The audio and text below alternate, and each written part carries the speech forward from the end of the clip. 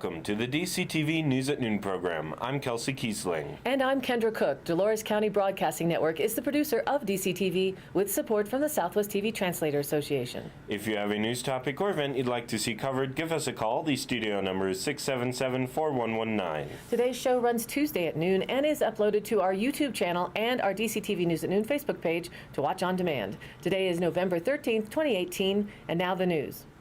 According to the Durango Herald, a 22nd Judicial District judge ruled Thursday that a Dolores man is no longer required to register as a sex offender. Dustin Ray Wall, age 30, pleaded guilty in June 2014 to sexual assault and third-degree assault. He entered into a deferred sentence on the sexual assault charge and was sentenced to 90 days in jail for the third-degree assault charge. By August 2018, Wall had completed the terms of the deferred sentence. The plea was withdrawn and the sexual assault count was dismissed. More recently, Wall filed a petition to discontinue his sex offender registration, which 22nd Judicial District Chief Judge Douglas S. Walker granted on Thursday. On the deferred sentence for sexual assault, Wall was required to complete sex offender treatment, complete substance abuse evaluation, submit drug and alcohol tests, submit DNA, and register as a sex offender. The sexual assault charge was dismissed, but the guilty plea for third-degree assault still stands. Walker, in 2014, sentenced Wall to 90 days in jail. Wall had already been in jail for 106 days at that point and was given credit for time served. Reported in the journal Photo Sean Dolan, 4 partners have a plan to subdivide and sell 8 lots of lakefront property on Lake Totten to prospective home builders. The proposed lots would be the first homes directly on the lakefront. The parcel for the lots actually extends into Lake Totten. Captain Allen, Cap Allen, a partner with Totten Land LLC, said his wife and another couple purchased the 30-acre property from Empire Electric Association, Inc. Allen said the partners decided to divide the property into 8 one-acre lots and to keep the remaining 30 acres as common land for the 8 families. Quote, "You could chop it up into 8 parcels, but that means the lakefront becomes unique and private to that parcel, and we thought it was too valuable a resource to do that. So lakefront becomes common to all 8 owners," Allen said. The Montezuma County Planning Commission last Thursday night voted unanimously to send a positive recommendation for planned unit development application. There were a few concerns discussed, including the specifics on how that common area would be managed between 8 homeowners and members of the public. "It's going to create some problems in this community, I'll tell you that," Commissioner Bob Clayton said. Allen said the covenants, conditions, and restrictions for a homeowners association have not been drawn up at this point, but he said he imagines light public use of the property would be allowed, like walking or fishing near the shore. County Planning Director Leanne Milligan said in an interview that one of her concerns is making sure that the septic tanks are compliant and engineered correctly so nothing hurts the lake. But Allen, who is an engineer, has worked with the health department, and Milligan has said she's confident it won't be a problem. Quote, "Their only concern is making sure the infrastructure is stable," Milligan said. Allen said the 8 homes will have 4 driveways. The county road department has approved the project. He said the 4 partners will not be involved with the home building process. Rather, they plan to sell the lots to individuals who want to build custom homes. The pattern in Montezuma County seems to be mostly what they call custom homes, which is an individual lot owner buys the lot and then has a builder build it, he said. After hearing details from Allen, commissioners expressed support. Quote, "It's a great idea. It's a great fit for that area, I believe," Commissioner Kelly Belt said. The planned unit development proposal will now head to the Montezuma County Board of Commissioners for final approval. According to the Durango Herald, when smokers dial 1-800-QUIT-NOW, they can work with a coach over the phone to understand triggers, manage cravings, and grapple with relapse. The eligibility age for the Colorado Quit line was 15. Now, with the explosion in teen vaping, the state health department will drop it to 12. The change comes as the state scrambles to head off what public health officials say is a catastrophe. "It's a very troubling trend," said Allison Reed-Moore, tobacco communication specialist with the Colorado Department of Public Health and Environment, "and we reduced the age of eligibility understanding that kids as young as middle school could be using these products, could be concerned about their use of these products, and might want to quit." From the Journal in Cortez, photo Sean Dolan. Jim Candelaria received 2 items of good news last Tuesday night. In addition to winning the election for Montezuma County Board of Commissioners, the Cortez Planning and Zoning Commission recommended for approval an application Candelaria Construction submitted to subdivide a 2.6-acre industrial property north of Cortez. Candelaria, a general contractor, said he believes in planning. He said he's slowly transferring the responsibilities of Candelaria Construction onto his son. The industrial subdivision would divide the 2.6-acre property near the intersection of County Road L and County Road 26 into 4 tracts. 2 businesses currently occupy 2 of those tracts, and the other 2 will be made available to other businesses if the desire arises. It's for future expansion and growth if it shows up, Candelaria said. The land sits outside of Cortez city limits, but is within the city's 3-mile urban influence zone. So the Cortez Planning and Zoning Commission is required to determine whether the project conforms to the city's master street plans, according to City Associate Planner Neva Connolly. The Cortez Planning and Zoning Commission can only make a recommendation, however, and the final authority rests with county commissioners. Candelaria will take office in January, but the existing Board of County Commissioners will vote on Candelaria's application for a planned unit development and industrial rezone on November 19th. From the Cortez Journal, a new study of the 416 fire burn scar found the fire, which ripped through the San Juan National Forest this summer, did not burn at such a high severity as previously thought. In July, the U.S. Forest Service's Burned Area Emergency Response Team estimated that about 8% of the 54,000-acre fire burn scar burned at a high intensity. But a follow-up assessment last week found good news. Only about 3% of the fire burned at a high intensity, or about 1,500 acres. In turn, estimates for low to moderate burns improved. It was originally thought the fire burned about 47% at a moderate intensity and about 36% at low intensity. The new report shows the 416 fire actually burned 30% at moderate intensity and 54% at low intensity. About 13% is considered unburned. The fact that the 416 fire burned less than thought at a high intensity and more at a low intensity is encouraging for the recovery prospects of the burn scar, said Jonina Vanderbilt, a spokeswoman for the Forest Service's Columbine Ranger District. And now let's take a look at the weather. The national weather map shows most of the central and western parts of the country under a high-pressure system. A winter weather event beginning Wednesday night in the middle Mississippi Valley to southern and central Appalachians may bring a mix of rain and snow. Lake-enhanced snow is on tap for the Great Lakes region, and snow for the interior northeast is also expected. Mostly rains are on for the south and southeast Gulf Coast and Florida. And on the west coast, some rain and snow mix dips in off of the border from Canada, and extremely critical fire weather conditions continue in Southern California with air quality alerts for smoke and fire danger still raging on the Camp Fire and Woolsey fires. The regional outlook shows a high-pressure system over the Great Basin is helping to steer a band of mid- and upper-level cloud cover south-southwestward across Colorado early this morning. The cloud cover is acting as an insulating blanket, helping to hold temperatures up a bit this morning, even though it's been particularly chilly. Cloud cover is thinning as it progresses southwest across the state, and still expects to see temps drop overnight.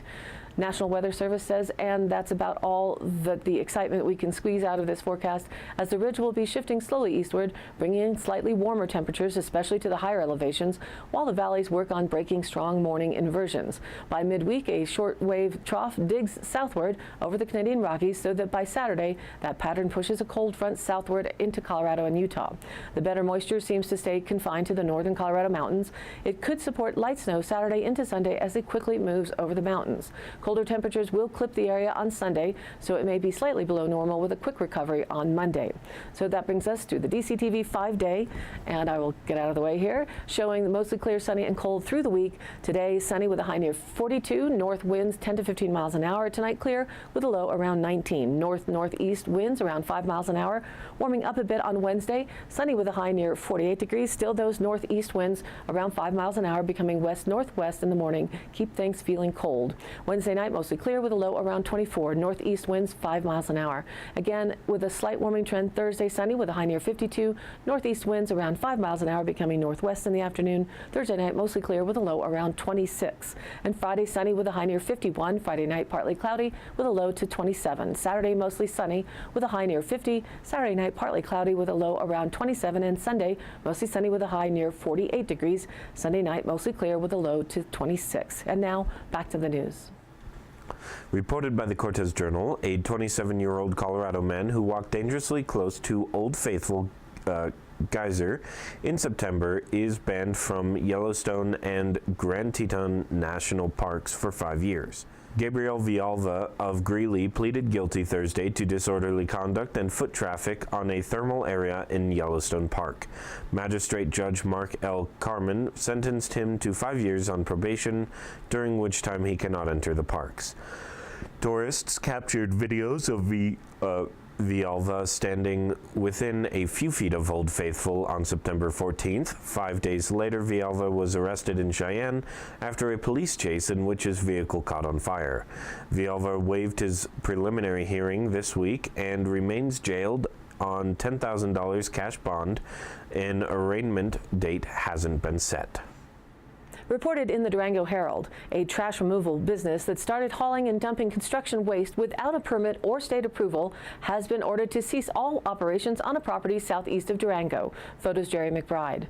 Megan Graham, spokeswoman for La Plata County, said the county became aware this spring of the unlawful business operations on County Road 309A, about 5 miles south of the Durango-La Plata County Airport.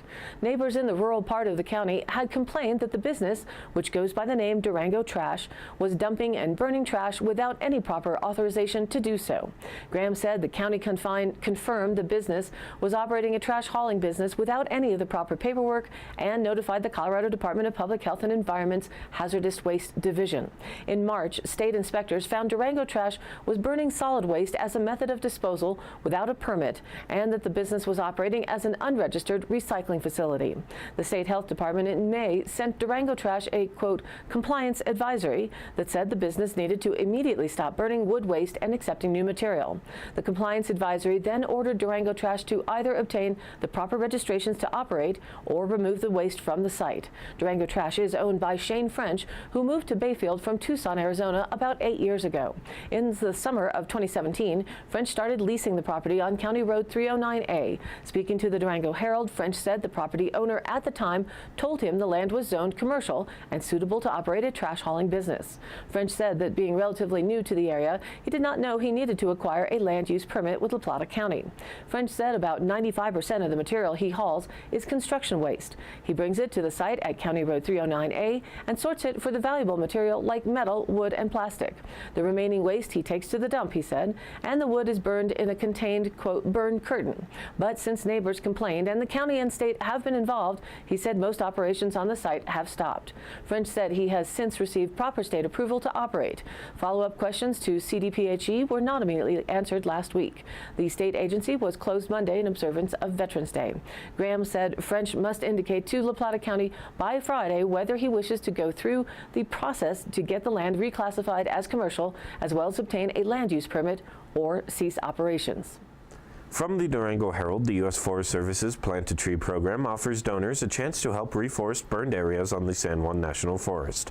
With a minimum donation of $10, participants will receive a personalized certificate noting that seedlings have been reserved for an area of the San Juan National Forest. From nursery to forest, it costs about $2 per tree.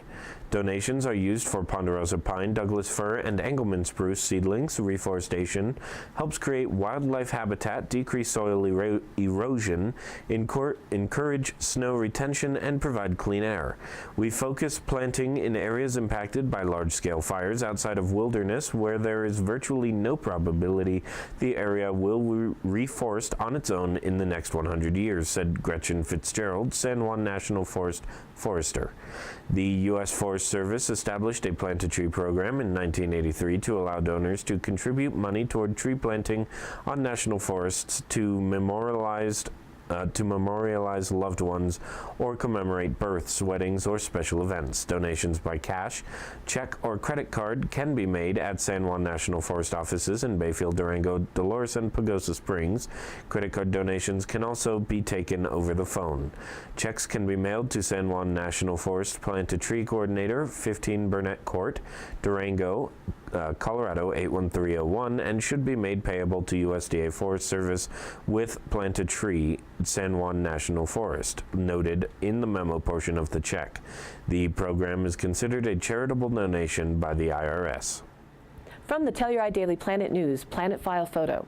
Telluride Town Council has scheduled a work session for today to consider the legal ramifications of social smoking clubs for cannabis users. Also up for discussion will be special event permits for cannabis consumption, such as art openings, festivals, nonprofit fundraisers, and other one-off events. The special meeting convenes at 10 a.m. in the Rebecca Hall. The topic of social consumption of cannabis is scheduled for 11 a.m. this morning. Visitors to Colorado mostly come for the vast recreational opportunities the state offers, like skiing, biking, hiking, and camping. But since they're in a state that legalized recreational cannabis in 2014, they often check out a dispensary because, quote, hey, why not? It's legal. But as any Colorado bud tender knows, once their out-of-state customer has procured a pre-rolled joint, some flour, or a disposable vape pen, the inevitable question is, quote, where can I smoke this? The answer is not really anywhere. Many hotels and condos forbid smoking of any kind in the rooms, and lighting up in a car is a no-no for obvious reasons. Firing up a doobie on Main Street is as verboten as preambulating with an open can of beer, and consuming cannabis on federal land, read the ski area, is also illegal. So where to smoke? Other than a private residence or perhaps a designated smoking area. The smoking teepee at Ridgeway's Chapita Solar Springs Resort is, even in Colorado, the exception more than the rule. This is the final step in the cannabis legalization experience, Town Council member Geneva Shawnette said. A social place where it's an accepted thing is what a lot of people are looking for. Shawnette has been involved in Colorado's cannabis industry for many years, including a management role at local dispensary Alpine Wellness, and keeps tabs on evolving policies and trends in the business. She said she's gotten feedback from festival promoters and special events managers who seek a, quote, value-added experience, but cannot offer a safe and regulated means of offering it to their clientele who partake in cannabis. Quote, it's time for the town to look at it and see if this is an option we can support, she said. Social clubs can be supported by memberships or entry fees, and others couple the amenity with businesses such as coffee shops or spas. The club, like recreational and medicinal shops, are heavily regulated, and the licensing process, proponents argue, is onerous. Similar to laws surrounding bars or package stores, social smoking establishments must not be within 1,000 feet of schools, daycare centers, drug or alcohol treatment facilities, or city-owned rec centers or pools. Shawnette points to the ongoing normalization trends regarding cannabis across the country as more states join the legalization fray, primarily for medicinal use, but recreational also. And she points out, given that Telluride is a vacation destination, the time might be ripe for creating laws allowing social use of cannabis. From the Cortez Journal, Habitat for Humanity of Montezuma County is celebrating its 10th anniversary this year, and on Sunday it dedicated a new home to local family Deidre and Ian Garfield and their 2 sons. The Montezuma Habitat has dedicated 5 houses since its inception in 2008 and done numerous house repairs around the county, enabled by donations of materials, money, and volunteer time. The Garfield's new home is the first that the organization has built from the ground up. The other 4 homes have been the results of renovation projects. Molly Greenlee, executive director of Montezuma Habitat, says volunteers constituted a majority of the labor hours at the construction site for the Garfield's new home at 35 East 12th Street in Cortez. Construction at Habitat sites is overseen by official supervisors so that buildings comply with local regulations. Greenlee said the supervision also provides volunteers an opportunity to learn how to do renovations and in-home construction themselves in case they want to build their own cabinets or install their own tile flooring, for example. Greenlee says the new home marks a turning point for the organization, which plans to build 1 new home each year over the next 12 years. The organization relies on donations of property, labor, materials, and expertise, and many local organizations supported Habitat's most recent effort. Today's High Canyon Country happenings. Avoid the holiday blues. Facebook Live with the Community Health Clinic tomorrow, Wednesday, November 14th from 6 to 7 p.m. Christy Williams, LCSW, will be giving some helpful tips on how to keep sane during this holiday season. Team Up Southwest Colorado and Community Health Clinic are pleased to bring you the first in the series called Holiday Blues. This will be a Facebook Live seminar and can be watched or participated within your own home. Message them if you have any questions. Wednesday, November 14th, live music with John Till at the Outlier Cellars in Mancos. From 7 to 9 p.m., John Till is a solo acoustic act based out of Bloomington, Illinois. With slide guitar, banjo, and acoustic guitar come arrangements steeped heavily in the finger-picking styles of the Delta Blues. To check him out online, go to johntillmusic.com. And Saturday, November 17th, from 7:30 to 9:30 p.m. at the Sunflower Theater in Cortez, it's Tom Chacon and Mo Cooley. Tom Chacon could well be the subject for one of his own evocative songs on his self-titled sophomore album on the Pie label. The Durango, Colorado singer-songwriter takes on the, quote, American dream in no uncertain terms. Recorded at producer Perry McGouliff's famed Pie Studios in Glen Cove, New York, with Bob Dylan's rhythm section of drummer George Russell and bassist Tony Garnier, Tom Chacon offers a series of compelling narratives that focus on the forgotten members of society. Tickets are $15 for general admission. And all of these happenings are posted on our DCTV News Facebook page, along with YouTube replays, weather, original stories, and local posts. To share your event or information, contact us by email. It's dcbnnews@gmail.com or call the station 970-677-4119. Thanks for tuning in. News at Noon airs at noon Monday through Thursday and then is available online on our YouTube channel and our DCTV News at Noon Facebook page on demand. And be sure to like us there on Facebook and join in on the news of our area. And of course, please share it with a friend. For Kendra Cook with DCTV and the News at Noon program out of Dove Creek, USA, I'm Kelsey Kiesling. Thanks for watching.